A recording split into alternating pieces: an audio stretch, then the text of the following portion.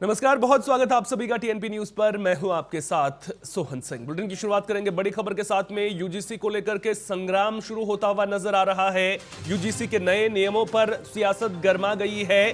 BJP में विरोध के स्वर उठ रहे हैं, विपक्ष मौन धारण किए हुए नजर आ रहा है और अब बीजेपी डैमेज कंट्रोल में जुट गई है। बीजेपी सांसद निशिकांत दुबे ने पोस्ट किया है, यूजीसी नोटिफिकेशन में सभी भ्रांतियां दूर होंगी, ये उनकी ओर से कहा गया है।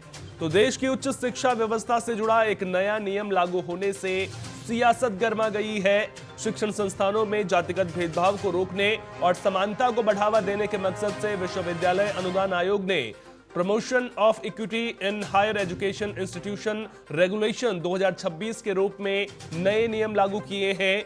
यूजीसी के नए नियम को लेकर बीजेपी के अंदर से ही विरोध के सुर सुनाई दे रहे हैं। वहीं विपक्ष अब तक चुप है। बीजेपी के दिग्गज नेता बृजभूषण शरण सिंह ने, आपको बता दें कि उनके विधायक बेटे प्रतीक भूषण ने बिना नाम लिए यूजीसी के नियमों का विरोध किया।